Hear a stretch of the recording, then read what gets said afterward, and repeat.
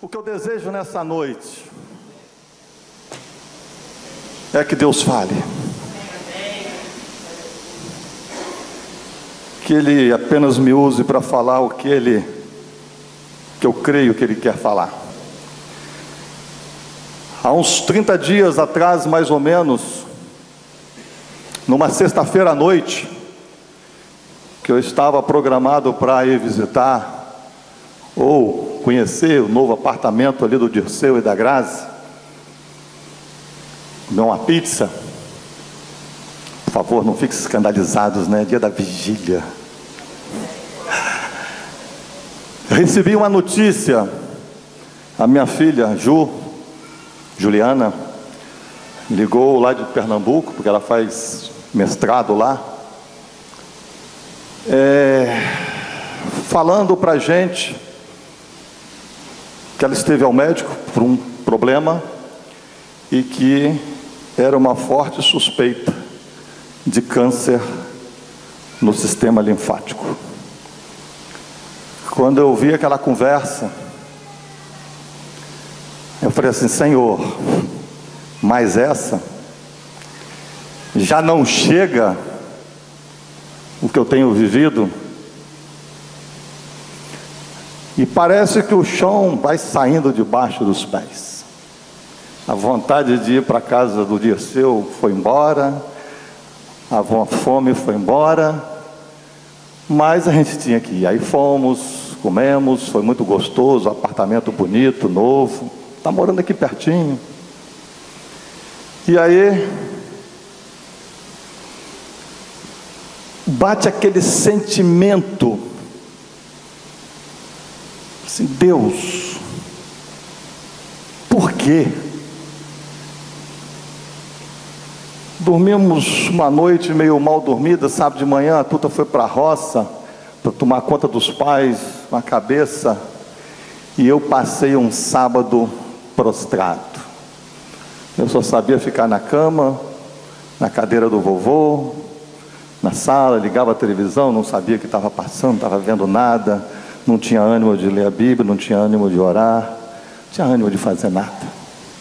Que torço horrível. E aí vem no coração: meu Deus, por quê? Parece que o Senhor sumiu, parece que está abandonado, porque ora, entra ano, sai ano, e nada. E aí eu preparei essa mensagem: pode Deus abandonar os seus filhos? Pode. Irmãos, por que existem pessoas que aceitam a Jesus, começam a caminhar com Ele, e em algum momento da vida eles se afastam do Senhor, ou vivem uma vida apática, uma vida cristã indiferente? Eu tenho certeza que vocês conhecem gente assim. Eu conheço pessoas que começaram e não continuaram. Esse sentimento de abandono, eu também creio que talvez alguém aqui já tenha sentido isso, porque quando os problemas vêm pesado, que o nosso único recurso é o nosso Deus, e a gente não encontra nesse Deus a resposta do problema, se a gente não tiver maturidade espiritual, a gente afunda, naufraga, porque o sentimento é esse, é um sentimento de abandono. Uma das coisas que me leva a entender isso é que essas pessoas que iniciaram e se afastaram, no entusiasmo da alegria do primeiro amor, quando se converteram, quando aceitaram a Jesus, eles desenvolveram expectativas, como nós temos expectativas de vida, que com o passar do tempo, se essas expectativas não se concretizarem, não se realizarem na vida da gente, essas pessoas se decepcionam. E aí, que Jesus é esse? Sejam essas expectativas, irmãos, uma melhor situação financeira, porque às vezes a pessoa se converte, aí é aquela coisa, o meu Deus é o Deus, o dono do ouro e da prata, então eu vou conseguir agora. Sejam essa expectativa uma cura de uma doença, o meu Deus pode todas as coisas, Ele tem o poder da vida e da morte. Seja essa expectativa um abandono de uma vida de pecado, pessoas que vêm de um mundo tenebroso, cheio de problemas, e agora se convertendo, diz, não, agora eu vou conseguir largar essa miséria toda, e não consegue. Irmão, seja qual for o desejo do coração de uma pessoa que gerou a expectativa, seja qual for, se após um tempo de caminhada com Deus não tiver essas expectativas atendidas, elas se desanimam por sentimento que Deus não está vendo, que Deus não está se importando com as necessidades.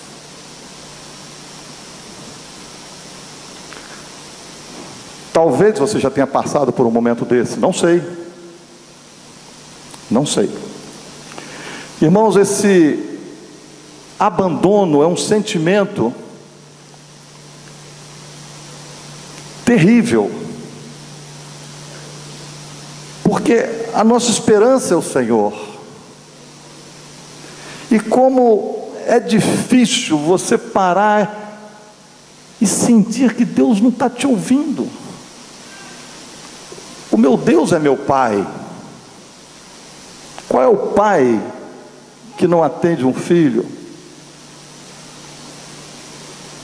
E esse Deus, quando não te atende, você diz, e aí, pai?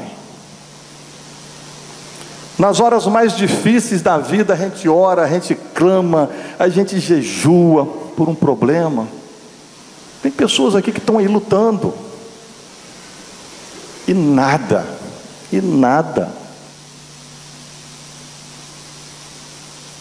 Tem pessoas que começam a subir monte e descer monte. Tem pessoas que nessas horas começam a fazer um propósito. 30 dias, 40 dias, um ano, vou fazer isso, aquilo, outro. E nada. Onde está o Deus que eu creio? Cadê? Por que não atende? Irmãos, quando eu passei os meus 5 anos de dor, não foram poucas as vezes que eu me senti assim. Porque às vezes a gente tem esse sentimento quando o troço está preto. Um dos momentos que eu me senti assim foi um dia indo visitar o irmão Valtir aqui no aparte hospital. Porque às vezes eu ia de manhã, na hora do almoço, e de tarde, para estar com ele. E teve um dia que eu estacionei meu carro 3 horas da tarde, um sol de rachar, e eu botei o carro lá em cima.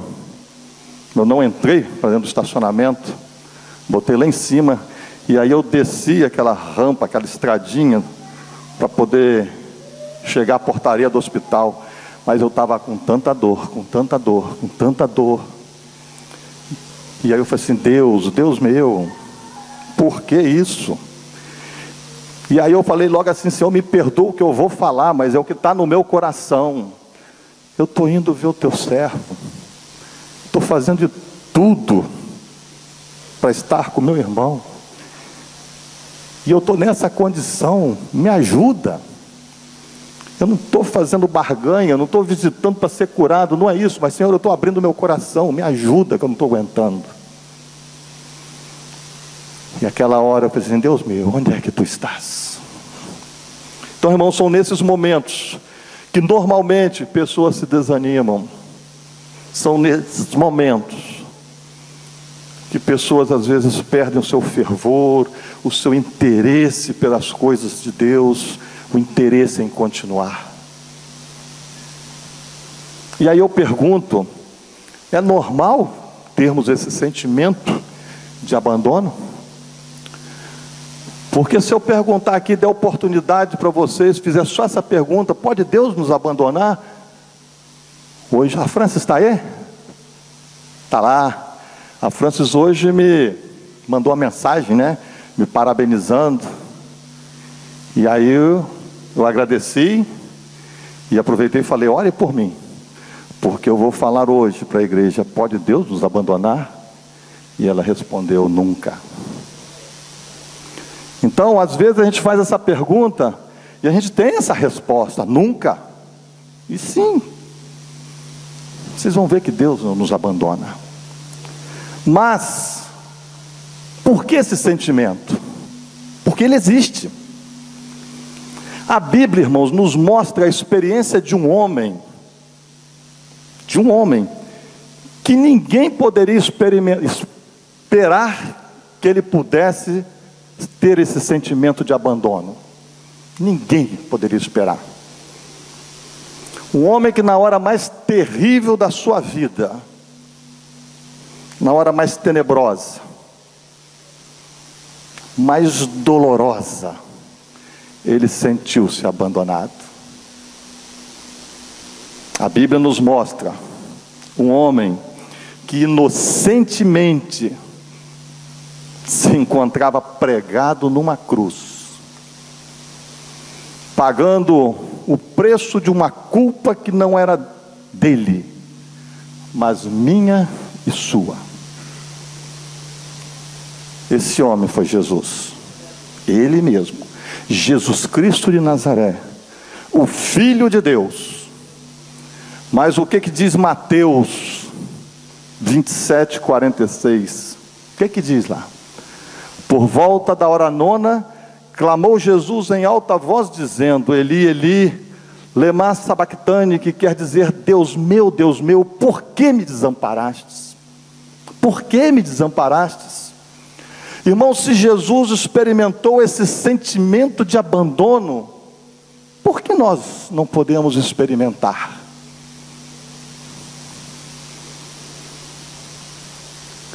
A primeira coisa que nós precisamos entender nesse texto é o significado desse abandono. Que abandono é esse? Que abandono foi esse?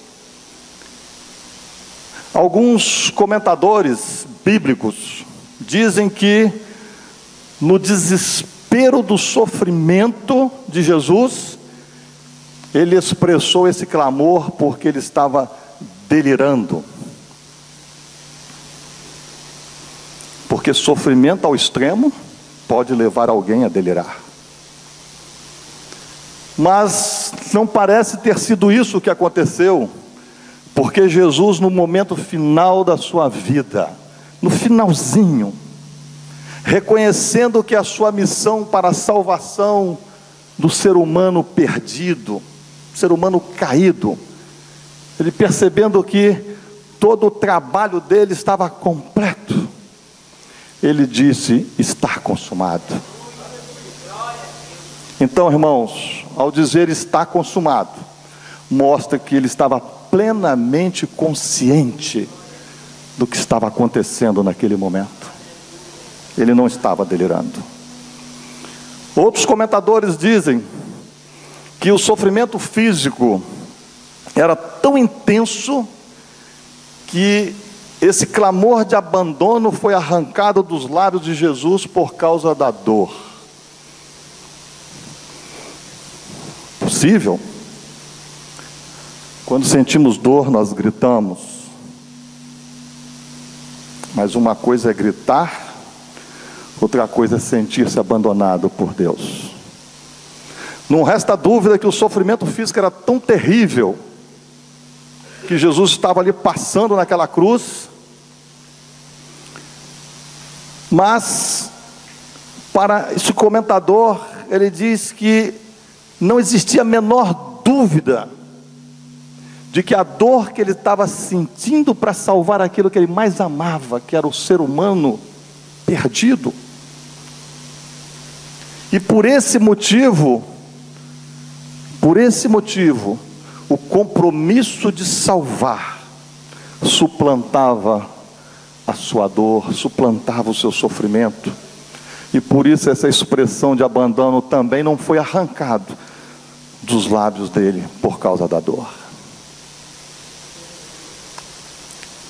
Se a vida de Jesus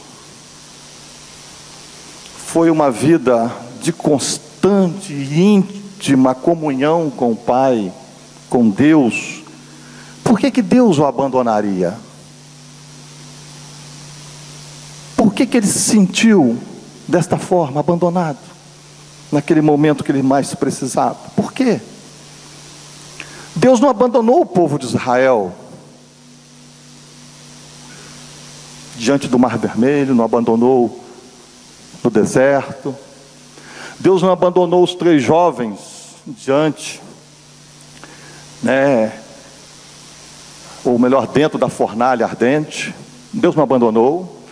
Não abandonou Daniel na cova dos leões. Isaías 49:15 diz que: acaso pode uma mulher esquecer do seu filho, esquecer-se do filho que ainda mama, de sorte que não se compadeça do filho do seu ventre? Mas ainda que esta viesse a se esquecer dele, eu todavia não me esquecerei de ti. Aqui nós temos uma promessa de Deus, de que mesmo que a mãe venha esquecer do seu filho, mesmo que nós sejamos esquecidos pelos nossos pais, Deus jamais se esquecerá de nós, jamais. Então, irmãos, como pôde Deus abandonar Jesus no seu momento de dor? Que abandono foi esse? Vejamos o que a Bíblia diz em Abacuque 1:13 acerca de Deus. O profeta diz: tu és tão puro de olhos que não podes ver o mal, e a opressão não podes contemplar. Tu és tão puro, Deus, de olhos, que não podes ver o mal, e a opressão não podes contemplar. Irmãos, na cruz do Calvário, Jesus estava pagando o preço do pecado. E aqui eu abri um parênteses, porque volta e meia eu fico escutando: você tem que pagar o preço de oração do fulano. Nós temos que pagar o preço de oração. Irmãos, quem pagou um preço foi Jesus na cruz do Calvário. Ele pagou o preço que era seu, que era você que deveria pagar. Orar é dever nosso, é a ordem de Jesus para nós. Devemos orar sem cessar. Então não tem que pagar preço, só se for o preço da preguiça. Então, irmãos, no Calvário, Jesus pagou esse alto preço. O pecado do homem, em todos os tempos, após a queda no Éden, estava sobre Jesus. Os olhos de Deus são tão puros que não podiam contemplar a iniquidade da humanidade que estava ali sobre Jesus. Jesus estava ali com os nossos pecados para nos redimir. O pecado não de Jesus, mas o meu e o seu, que Jesus levava, é o que fez separação entre ele e Deus. Foi o que fez separação. E não é diferente conosco. Quando nós lemos também em Isaías 59:2, em que o profeta diz: mas as vossas iniquidades fazem separação entre vós e o vosso Deus, e os vossos pecados encobrem o seu rosto de vós, para que não vos ouça. Por isso, irmãos, foi esse clamor de Jesus em forma de pergunta: Deus meu, por que me desamparaste?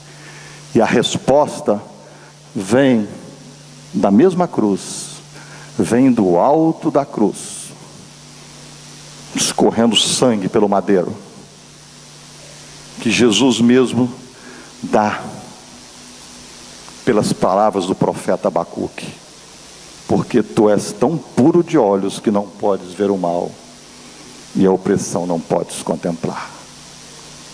Irmãos, na cruz de Cristo, na cruz, nós podemos ver que o mais terrível do pecado é a separação que o pecado provoca entre Deus e o homem.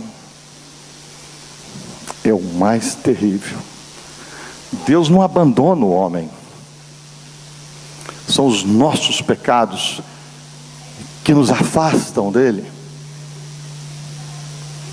A Bíblia diz em Gênesis 3, 6 a 10, que no jardim do Éden, após Adão e Eva terem comido do fruto do conhecimento do bem e do mal, que por ordem de Deus não deveriam ter comido, eles reconheceram que estavam nus e se esconderam da presença de Deus.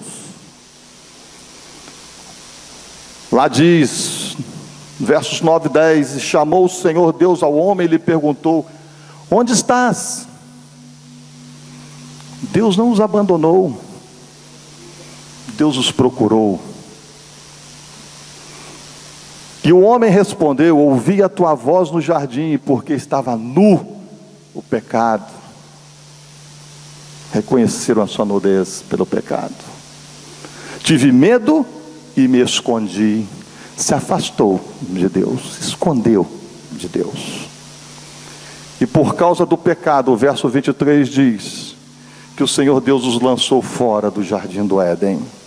É o pecado que nos afasta de Deus e não Deus que se afasta de nós.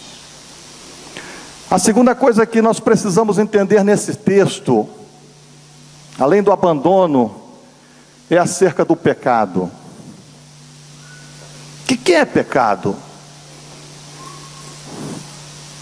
Baseado, irmãos, em 1 João 3, versículo 4, que diz: todo aquele que pratica o pecado também transgride a lei, porque o pecado é a transgressão da lei. Nós costumamos dizer, que pecado é a transgressão da lei, nesse caso aqui a lei mosaica, para aquele povo, ou para nós hoje, qualquer coisa abaixo do padrão perfeito de Deus, que está estabelecido na palavra dele para nós vivermos. Se estivermos vivendo ou fazendo alguma coisa contrária à palavra de Deus, nós dizemos que é pecado.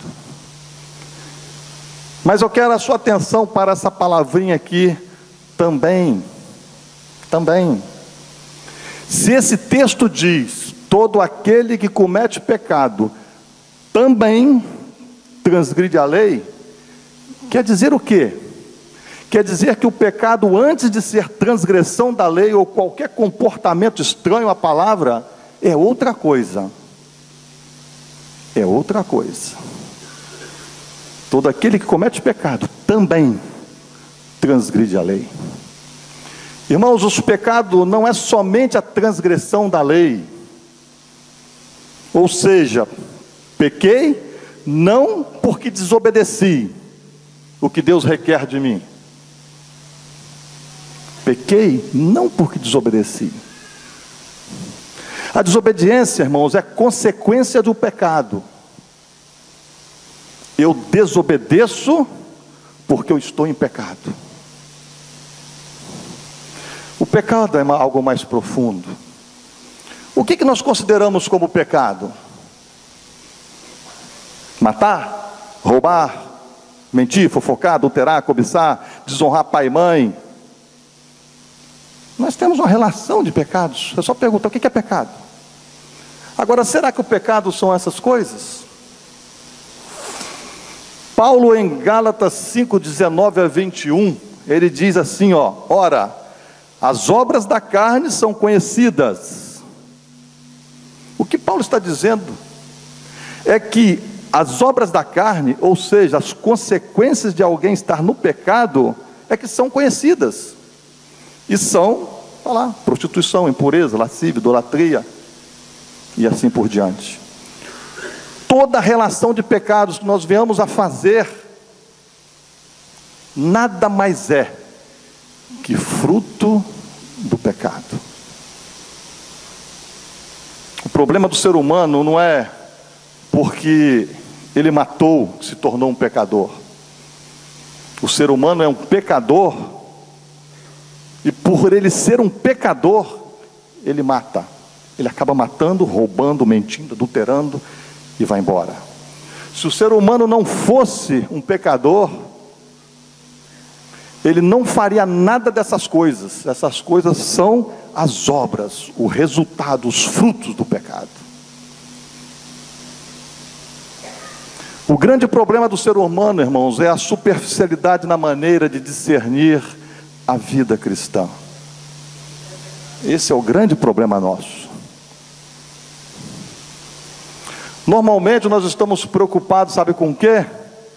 Em corrigir os frutos do pecado, e não em resolver o verdadeiro problema do pecado. Cuidado, cuidado, não faz isso, não faz aquilo, isso.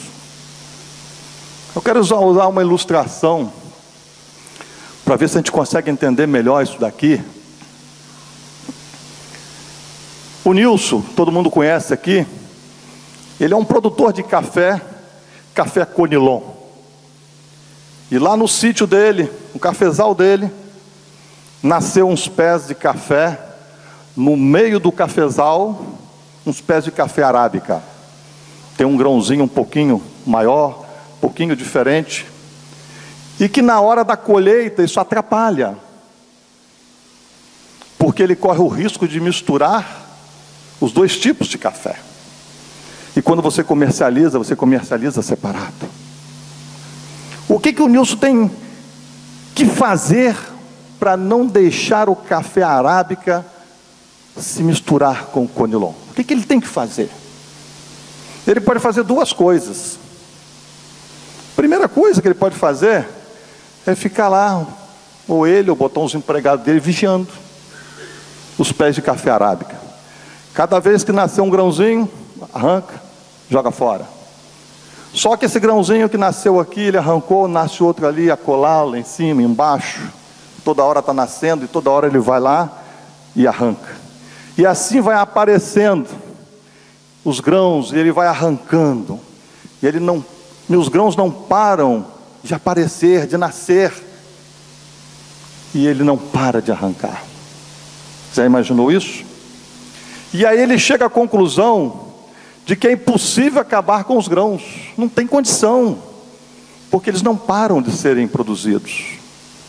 Normalmente, irmãos, dizemos que é impossível não mentir, não olhar para uma mulher com olhos de lascívia. Claro, eu não consigo deixar aquele problema, está na minha natureza, eu não consigo. Claro, é impossível, porque estamos querendo o quê? Que o cafezal não produza café arábica arrancando os grãos de seus pés. Mas existe uma outra coisa que o Nilson pode fazer, que é mais eficiente do que ficar arrancando os grãozinhos para acabar com o café arábica. Em lugar de ele arrancar grãos, ele arrancar os pés, vai lá e corta os pés fora. Aí sim vai acabar de uma vez com o problema do café arábica. Irmãos, para acabar com o problema do café arábica, nós não podemos nos concentrar simplesmente em ficar lá, vigiando e arrancando os grãos. Não dá. Nós temos que tirar na origem, e na origem do problema, e cortar, se nós quisermos resolver o problema. Se nós quisermos acabar com os nossos atos pecaminosos, temos que resolver o problema do pecado, e não somente as consequências do pecado. Talvez você possa estar pensando aí, que heresia é essa? Porque por natureza nós somos pecadores. Minha Bíblia diz que nós cometemos pecado. E aqui vem a grande pergunta: se matar, roubar, mentir, adulterar é fruto do pecado, se essas coisas que a gente conhece como pecado Se isso tudo é fruto, então o que é pecado? Romanos 1,17, Paulo escreve, nós encontramos lá nesse texto o seguinte: visto que a justiça de Deus se revela no Evangelho, a justiça de Deus se revela no Evangelho, de fé em fé, como está escrito, o justo viverá por fé. Irmãos, o homem é justo quando ele está em Jesus, que é a pessoa justiça de Deus. Nós somos justos enquanto estamos na pessoa de Jesus. Em que momento esse homem comete pecado ou se torna um pecador? Quando ele se afasta de Jesus, que é a pessoa justiça. É quando nós nos afastamos que a gente se dá mal. Foi o que aconteceu no pecado original.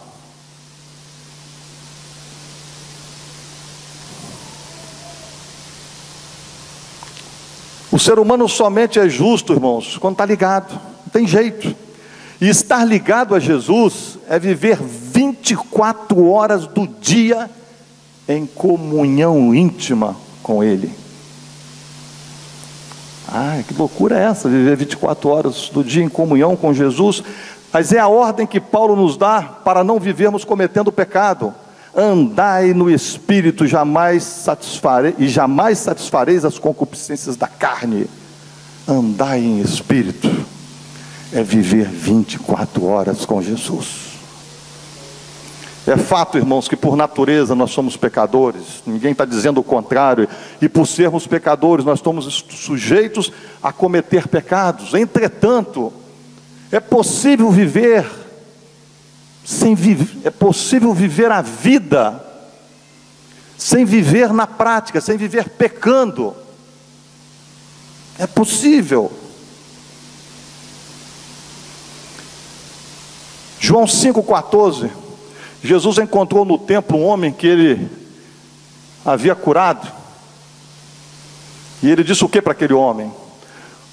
Olha que já estás curado, não peques mais, para que não te suceda coisa pior. Cuidado com o pecado, cuidado com o pecado, cuidado com o pecado. Eu costumo dizer o seguinte: uma coisa é um ímpio, por natureza lá, desde o seu nascimento, numa vida totalmente fora dos caminhos de Deus, essa pessoa, a vida que ela leva. Outra coisa é alguém que nasceu, que cresceu, que viveu, ouvindo a palavra de Deus. Cuidado, cuidado em pecar, porque, como dizia Celso, Deus é cavernoso. Não peques mais, para que não te suceda coisa pior.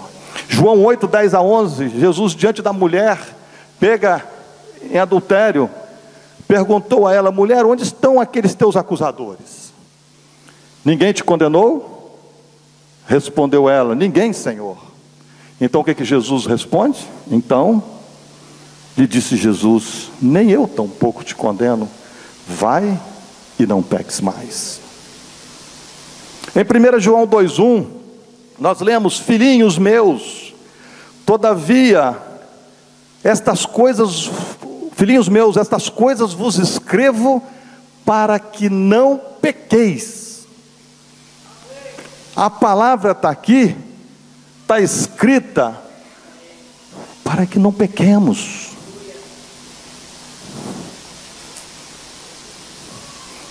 Se todavia alguém pecar, olha só, irmão, se todavia alguém pecar, se você pecar, aí sim, não vai entrar em crise, porque você tem um advogado junto ao Pai, que é Jesus Cristo. Em 1 João 3, no versículo 6 a 9, diz: todo aquele que permanece nele não vive pecando. Se você permanece em Cristo, se você é um discípulo autêntico de Jesus, um verdadeiro filho, a Bíblia diz que você não vive pecando. Todo aquele que vive pecando não o viu nem o conheceu. Aquele que pratica o pecado procede do diabo. Aquele que vive pecando, não dá para entender, não é de Deus. A Bíblia diz que procede do diabo, porque o diabo vive pecando desde o princípio. Uma coisa é escorregar na banana, outra coisa é não se importar com a vida, é levar a vida fazendo o que quer. Todo aquele que é nascido de Deus não vive na prática do pecado, pois o que permanece nele é a divina semente. Ora, esse não pode viver pecando, porque ele é nascido de Deus. Você é nascido de Deus? Eu sou nascido de Deus. Davi no Salmo 119, 11, ele diz: guardo no coração as tuas palavras, para não pecar contra ti, meu Deus. Guardo no coração. Está guardando para quê? Para não pecar. Porque nós temos o Espírito de Deus que fala conosco. Que na hora que você pensa em fazer algo que está errado, o Espírito te incomoda. E a palavra, por estar no seu coração, pelo temor de Deus que deve estar no seu coração, você se retrai. E aí o Senhor se alegra. Na cruz, Jesus substituindo o homem, ao levar, sobre ele todo o nosso pecado, ele bradou: por que me desamparastes? Irmãos, o pecado da humanidade, por ter se desviado de Deus, foi o que separou Jesus de Deus. E é nesse momento, é no momento em que o ser humano se afasta de Jesus, que ele peca. Porque o pecado é a separação. Pecado é separação, é afastamento de Deus, é não estar ligado. Você faz asneira porque você não está ligado, porque você está afastado. É por isso que ele mata, rouba, mente, faz o que quer. O livro de Gênesis 3, no verso 8, relata que ao entardecer do dia, Deus passeava com Adão e Eva. Eles andavam juntos. Eu fico aqui imaginando Deus passeando com Adão e Eva.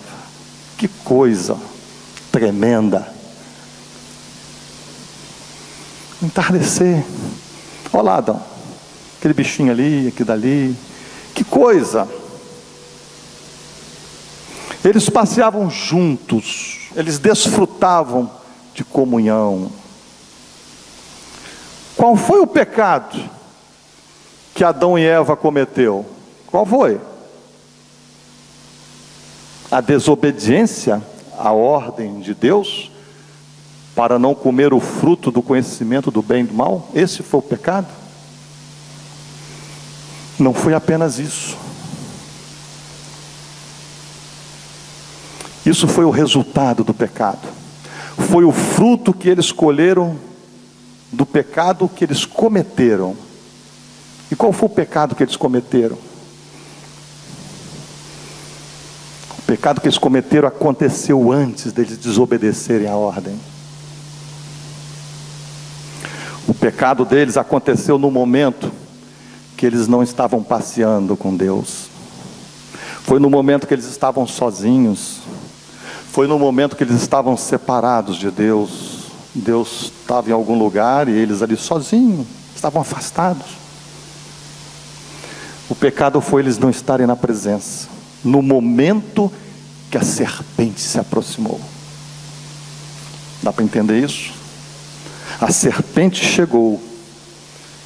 Primeiro, a serpente não chegaria perto deles com Deus do lado. Mas ela aproveitou que eles estavam afastados. E ela chegou sorrateiramente. Irmãos, é por isso que Paulo nos exorta em Gálatas 5,16: andai no Espírito e jamais satisfareis a concupiscência da carne. Andar no Espírito é não se afastar da presença de Deus. Adão e Eva poderiam estar lá sem a presença física do Senhor, próximo a Ele, mas eles poderiam estar ligados em espírito, juntinhos. Se Adão e Eva estivessem em plena comunhão com Deus, não teria Eva caído na conversa da serpente, e nem tampouco Adão caído na conversa de sua mulher. O comer o fruto, irmãos, não foi a transgressão ou o pecado da desobediência, mas a consequência do pecado, que foi não estarem eles naquele momento na presença de Deus. Isso é o que nós vemos quando João diz lá 3:4, 1 João, todo aquele que pratica o pecado também transgride a lei. O pecado deles foi estar afastado, e aí eles transgrediram. E eu quero concluir essa passagem, irmãos. Quero concluir essa minha palavra com o clamor de Jesus. Deus meu, por que me desamparastes? Por quê? Deus não abandonou Jesus. Poucos dias após esse tenebroso momento em que Jesus sentiu-se abandonado,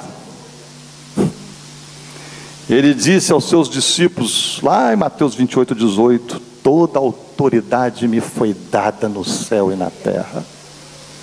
Autoridade dada por quem? Por Deus, que estava aguardando, estava presente, aguardando se cumprir o seu propósito.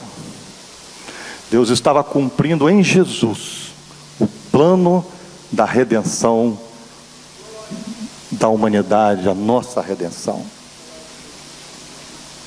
Irmãos, Deus não nos abandona.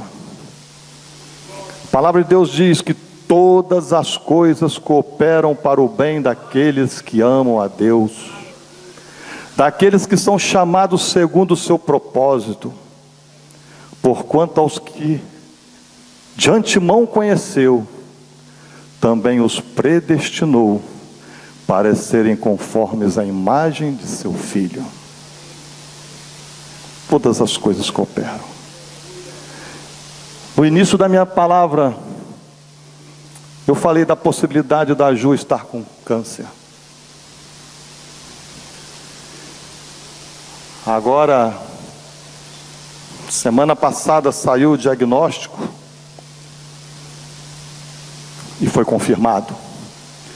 Embora na biópsia pediu um outro exame lá para ver bem detalhado o tipo, para ver que tipo é, que tratamento a ser feito.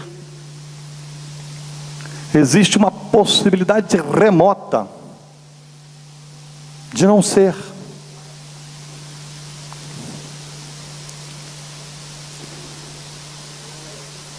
Irmãos, naquele sábado que eu já falei, Deus me mostrou que eu não estou abandonado.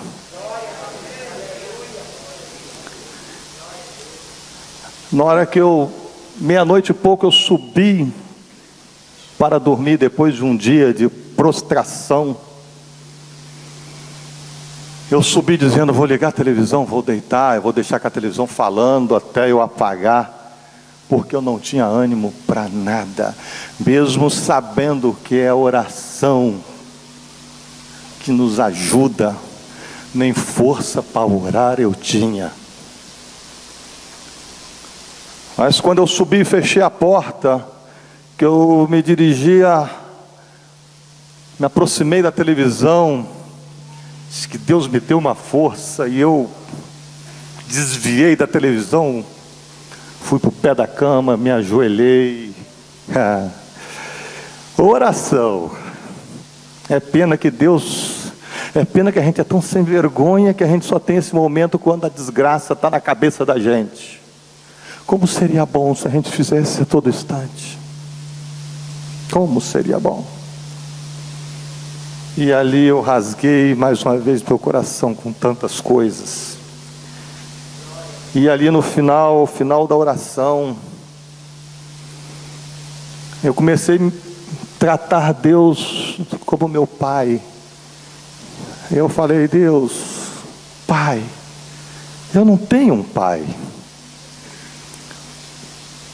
O Senhor viu como é que eu passei hoje, meu desespero, minhas atitudes, que nem ânimo para me chegar a Ti eu tive.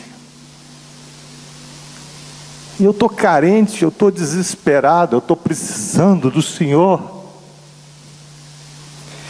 E aí eu disse para o pai, falei assim: pai, a minha mulher hoje não está aqui comigo, ela está na roça. A minha cama de casal é larga. Eu quero te convidar, deita aqui comigo. Eu quero deitar no meio dos seus braços. Quando eu estou lá com a minha esposa, com ela no meio dos meus braços, eu falei: Senhor, é isso que eu quero. É isso, pai. O Senhor é meu pai. Eu sou teu filho. E aí, irmãos, fiquei naquele momento ali, naquele aconchego com ele. E quando eu acabei, eu levantei, fui ao banheiro, voltei, deitei, joguei um travesseiro em cima da cabeça, das orelhas, igual a avestruz faz, né? Quando está na luta, na dificuldade, enfiar até a cabeça no buraco para se esconder, deixa o corpo para fora. Eu meti o travesseiro em cima, porque eu falei assim: meu Deus, será que papai vai estar comigo? Será? De repente eu abro os olhos, e eram 9h40 da manhã de domingo. Acho que foi de uma e pouco, às 9h40, apagado. Irmãos, quando eu abri o olho, isso pode não ter valor nenhum para você do que eu estou falando, mas quando eu abri o olho, eu falei assim: Deus dormiu comigo. Deus estava comigo. Porque na hora que eu abri os olhos, irmãos, além do horário que eu estava acordando, porque eu não me lembro na minha vida um dia que eu dormi tanto, até tarde. Quando eu abri os olhos, além de ver isso, eu estava sentindo uma paz e uma esperança, uma expectativa enorme. Uma expectativa enorme. Porque esse problema que está acontecendo, mas esse problema, para mim, não é coincidência. Eu tenho orado pela minha filha, eu já pedi à igreja para orar, eu não cesso de abrir a minha boca, eu não tenho vergonha, porque eu creio na igreja. Vocês podem não ligar para o que eu peço, vocês podem não estar nem aí para o meu pedido de oração, mas eu faço aquilo que Deus me manda fazer. Eu peço e eu jogo para vocês, o resto é com vocês. Eu estou livre diante dele. Então, irmãos, eu levantei, mas assim, numa paz. E aí eu desci, a mulher não estava em casa, eu estou ficando agora meio metido a besta, querendo aprender a cozinhar, né? Aí eu fui lá fazer um arroz para as meninas, almoçamos. E que dia que foi aquele? Então, irmãos, eu creio que Deus está ouvindo. Eu creio que Deus está se manifestando. Eu não sei o que Ele vai fazer, mas uma coisa eu sei: o melhor lugar para nós estarmos é nas mãos dEle. É o melhor lugar para nós estarmos é nas mãos dEle. Então o que eu estou pedindo a Deus, trata lá e trata aqui. Sabe, irmãos, eu tenho 58 anos. Eu preciso ser o melhor pai. Eu preciso ser o melhor esposo. Eu sou um irmão no encargo do presbitério, do ministério presbiterial da igreja, eu preciso ser um presbítero melhor. Gente, eu sou uma merda.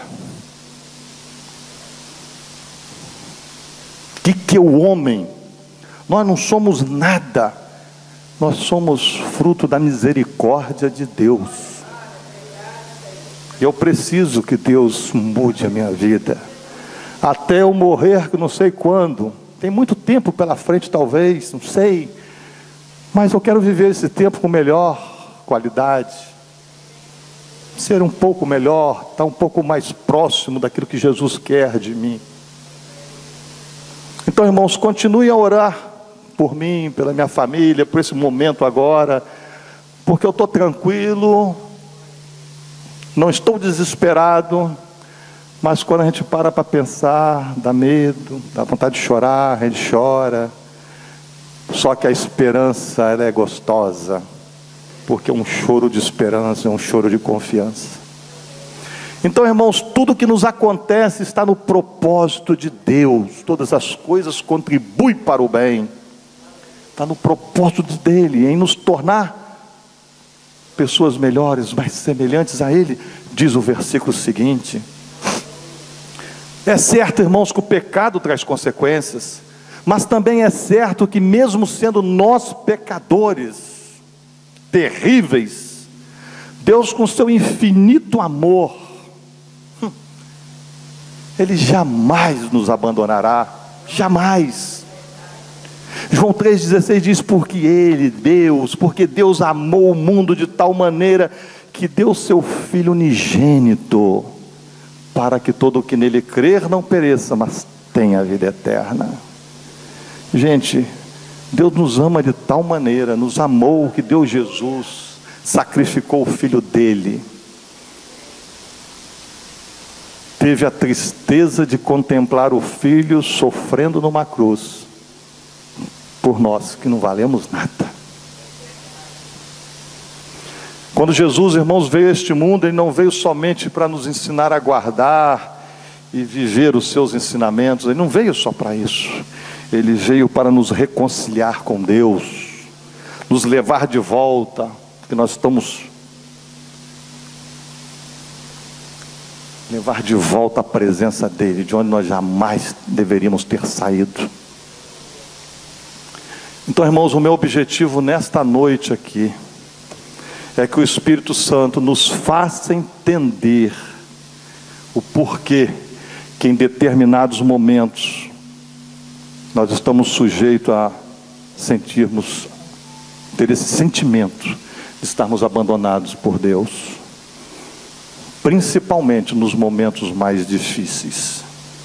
Eu não vejo outra razão para esse sentimento que não seja por causa do nosso viver separado de Deus.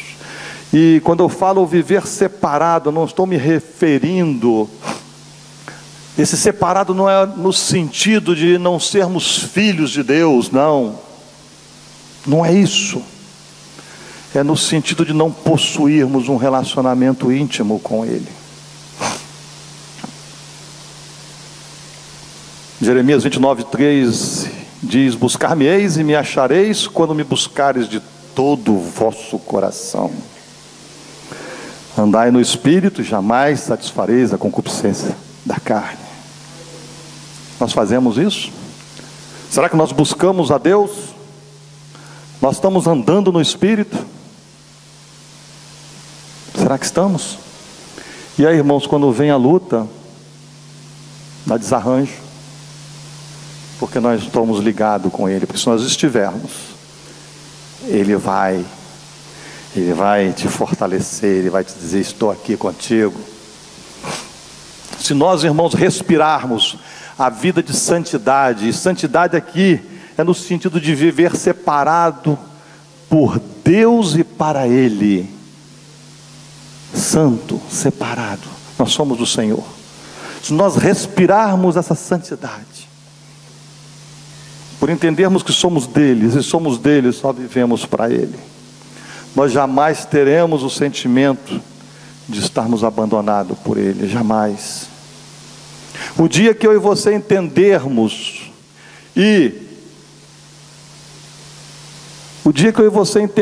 que viver separado para Ele implica em nós aprendermos a viver 24 horas do dia com Ele, aí sim, nós veremos a vida com outros olhos, e nós vamos perceber a presença dele. Vamos. A gente não percebe às vezes, porque a gente não está em sintonia.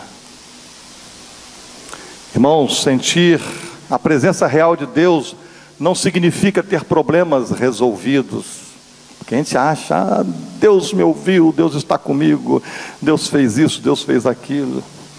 Sentir a presença real não significa isso, não significa não ter problema, mas sentir-se com esperança, significa você se sentir com esperança, com segurança, com paz no coração, em meio aos momentos mais tenebrosos. Seja o que for que estiver acontecendo, você vai estar em paz, você vai estar se sentindo seguro, você vai estar se sentindo confiante, você vai estar se sentindo com expectativas de coisas que irão acontecer. Irmãos, viver com Jesus 24 horas por dia é um estado de relacionamento constante. Esse relacionamento, irmãos, não é ir à reunião da igreja uma vez por semana, não é simplesmente carregar uma Bíblia para que todo mundo veja, ou por carregar mesmo. Isso, quando carregamos, viver 24 horas por dia, irmãos, não é estudar a Bíblia de vez em quando na EBT. Todo domingo eu estou na EBT, amém, esteja na EBT. Mas ter um relacionamento íntimo com Deus não é só isso. Não é somente orar de manhã, na hora das refeições, à noite, aquela oração automática. Senta para fazer uma refeição, Senhor, muito obrigado por essa refeição, papapá. Abençoa as mãos que fizeram a comida, não sei o quê. Tem hora que a gente vira uns robozinhos automáticos. Essas coisas são muito importantes, mas o verdadeiro relacionamento com Jesus é levantar da cama com Jesus, escovar os dentes com Jesus, lavar o rosto com Jesus, tomar café da manhã com Jesus, entrar no ônibus com Jesus, ir à escola ou ao trabalho com Jesus, estudar e trabalhar com Jesus, comprar e vender com Jesus. Comprar e vender com Jesus. Quantas pessoas estão vendendo, passando a perna nos clientes? Quantas pessoas estão vendendo, colocando propagandas enganosas? É comprar e vender com Jesus, fazendo o que Jesus faria. É estudar e trabalhar com Jesus. É namorar com Jesus. Não é esse namoro sem vergonha que você pode estar vivendo aí. Se chamamos isso de namoro, porque eu detesto esse nome, mas infelizmente essa praga desse nome é isso que se usa, né? Namore com Jesus. Você, seu namorado e Jesus juntinho. É viver a vida conjugal, marido e mulher com Jesus, é entrar e sair de uma loja com Jesus, é assinar um cheque com Jesus. Quantos crentes caloteiros dando cheque sem fundo por aí? Ao conversar com alguém, não conversar com falta de amor, porque isso não é o que Jesus nos ensina a fazer. Irmãos, viver 24 horas com Jesus não é viver de espírito prevenido, ou com cara fechada com o irmão, com raiva dele, com problema com ele. Viver 24 horas com Jesus não é isso. E quando a noite chegar, você toma seu banho, deita e dorme com Jesus. Isso, irmãos, é que é relacionamento. Isso é que a Bíblia chama de andar no Espírito, para não viver cometendo pecado. Isso é que é vida cristã. Ontem e hoje, eu não saí da frente do computador, trabalhando. Ontem eu fui falar em Nova Almeida, à noite, e hoje eu tinha que falar aqui. E hoje eu dando uma olhada nisso daqui, eu falei assim, gente, o que eu pequei ontem e hoje? Quando você está ligado nas coisas de Deus ali, só pensando e orando e vendo, a minha mente não se desviou para outra coisa. Então, se nós estivermos ligados, é possível, porque é isso que a palavra lá nos ensina. Irmãos, por que um cristão que vai às reuniões da igreja, que estuda a Bíblia, por que um cristão desse dá calote nas pessoas? Por quê? Ele vai a uma loja de um irmão, compra e não paga. Irmão, compra e não paga. Ele pede um dinheiro emprestado ao irmão e não paga. Por quê? Um cristão faz isso. Por que nós vemos cristãos aí que são patrões injustos para com seus empregados, e empregados negligentes para com seus patrões crentes, empregados cristãos? Por que esse relacionamento? Irmãos, por que volta e meia nós vemos cristãos fazendo coisas que envergonham o nome de Deus, envergonham o Evangelho? Por quê? Porque tantas coisas a gente está vendo aí, esses homens, esses cristãos, chamados cristãos, fazendo. E o que eu tenho a dizer, meus irmãos, é porque para mim esses cristãos, esses chamados cristãos, nunca entenderam o que é vida cristã. Eles pensam que são cristãos, porque um dia se batizaram, porque vem aqui contribuir quando contribui, porque se reúnem, mas quando sai daqui, vai fazendo o que quer. Você acha que se Jesus estivesse com essas pessoas, eles agiriam assim? Será que quando você fosse pegar o dinheirinho emprestado ali com o irmão, Jesus com você, avalizando, pode pegar com ele, ele é certo, ele vai. Será que você faria isso? Irmãos, se nós quisermos viver neste mundo uma vida cristã, com paz, com segurança e esperança, sem passar pelos terríveis momentos desses sentimentos de abandono, nós precisamos entender que é preciso viver com Jesus 24 horas por dia. Aí, que é radical é? Vai no radical. É por isso que a gente sofre. É por isso que a gente passa maus momentos. E aí eu fecho, meu irmão, dizendo que o seu problema não são os seus problemas ou os seus pecados, se é que eu e você temos consciência deles. Será que você tem consciência do seu pecado? Você tem consciência da sua vida? Será que eu tenho consciência da minha porca vida quando eu estou vivendo errado? Irmãos, o seu problema é estar vivendo afastado da presença de Deus. Seu problema é esse. Foi lá o Adão e Eva não estarem de mãozinhas dadas com Jesus. Esse é o seu problema. Você não tem costume diário da leitura. Você não tem disciplina de oração. Você não tem temor de Deus, que é o desejo de não desagradar a Deus. Irmãos, você pode até ler, você pode conhecer essa Bíblia de cor e salteado, de trás para frente. Você pode ter uma vida plena de oração, mas se você não tiver temor,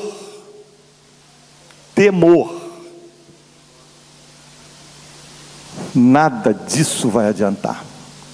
Porque, irmãos, temor é um desejo quase que desesperado de agradar a Deus, de fazer o que Ele quer, de não errar.